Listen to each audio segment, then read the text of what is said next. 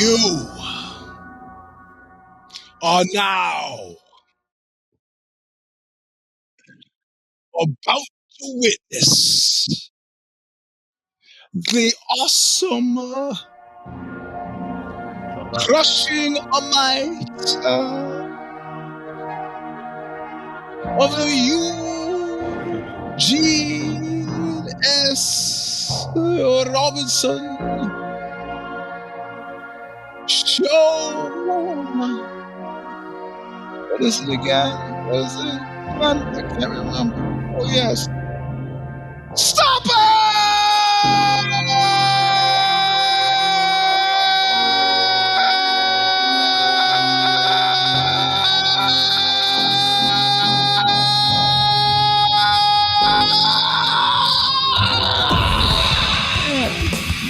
Woo! Welcome, my friends, to a show that seemingly never ends. This is version 408.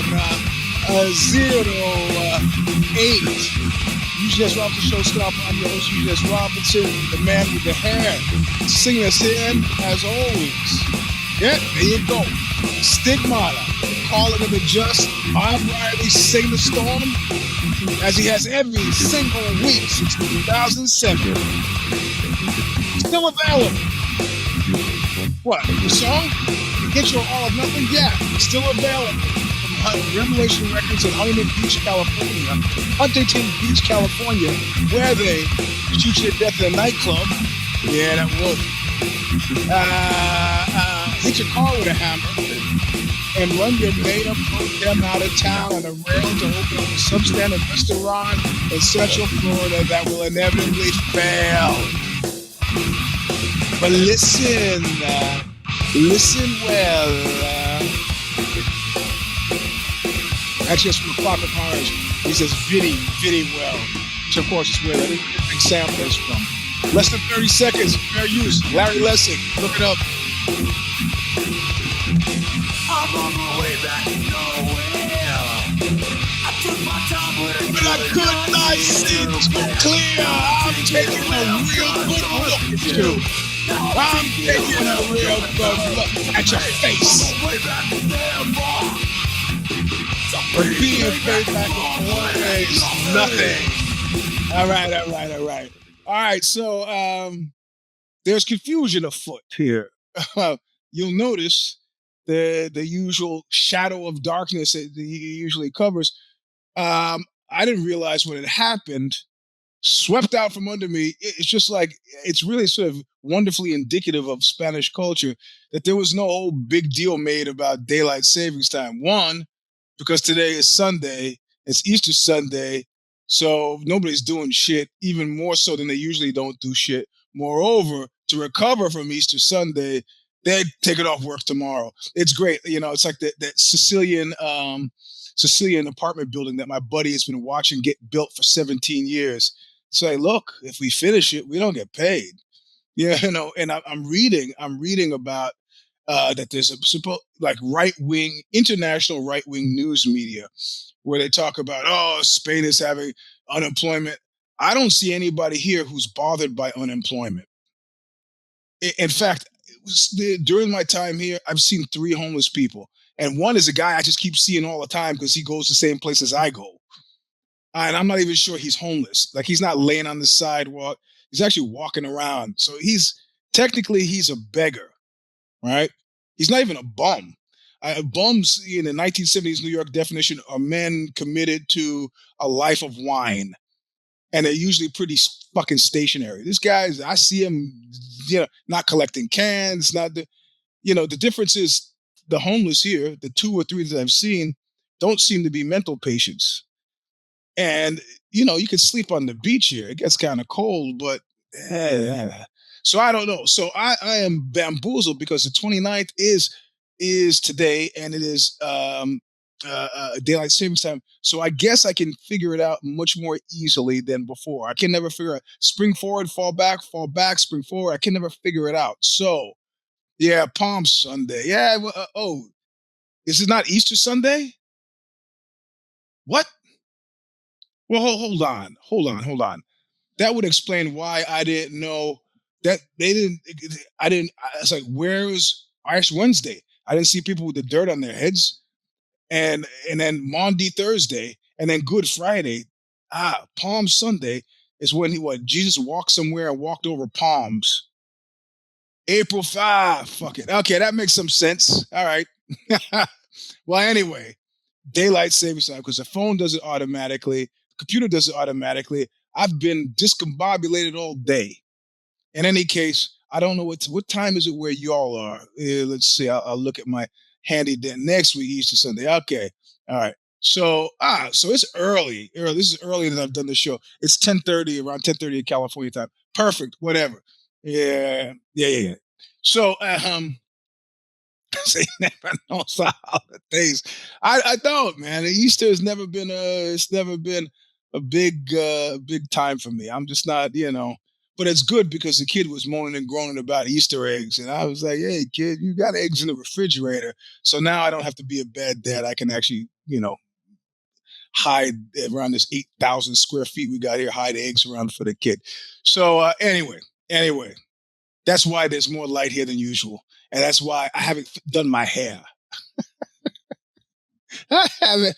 Whatever, man. Whatever. You guys don't come here for the haircuts. So,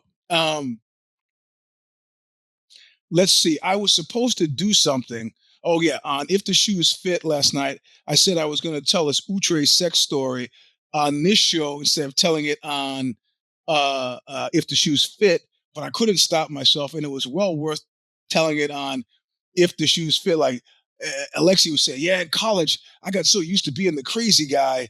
And then I didn't realize when I did the show with Eugene and Kid Nate back in the day, that I'm not the crazy guy.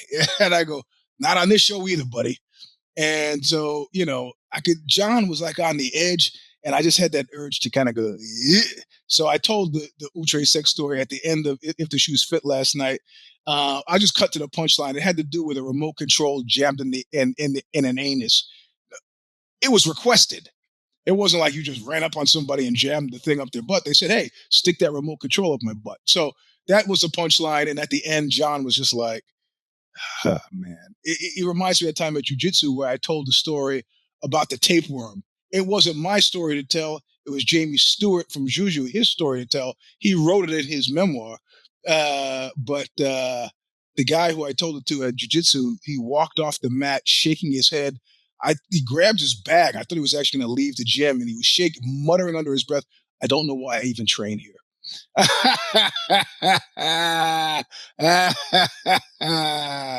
Fuck.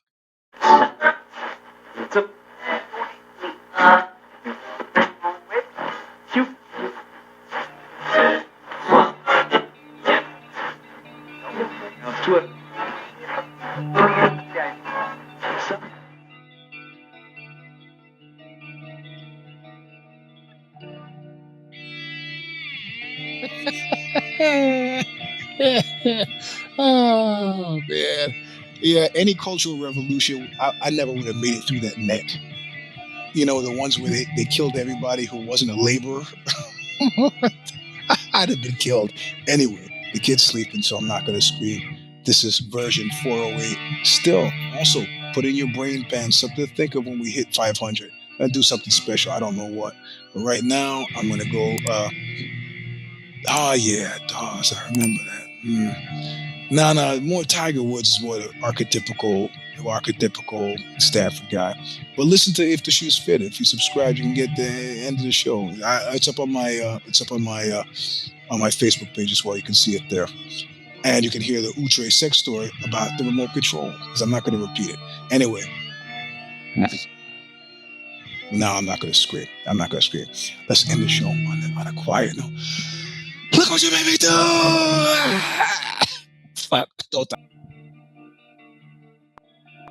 Thanks for joining us this week for yet another episode of the Show Stomper podcast, featuring your host, Eugene S. Robinson. Be sure to follow Eugene's weekly newsletter, which is a soaring hit at eugenesrobinson.substack.com.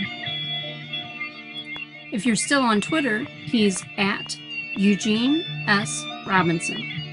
While you're at it, follow him on Insta at Mr. Sleep 3. That's the number 3.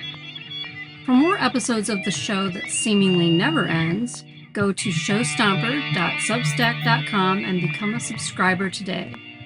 Eventually, it will house all the Knuckle Up archives we can locate. We already have all the jiu-jitsu breakdowns for free. Check out Eugene on the Bad Boss Brief podcast every other Wednesday morning, as well as the If the Shoes Fit podcast. Pick up his memoir, A Walk Across Dirty Water and Straight into Murderer's Row today, and be sure to leave him a much appreciated honest Amazon review.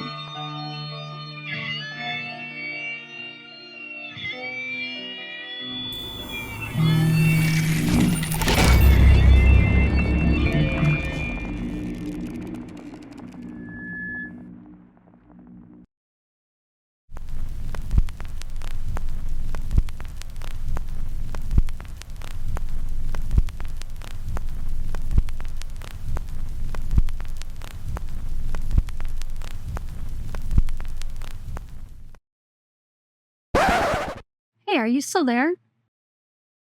I'm here too. This is me, June M. Williams, Eugene's producer.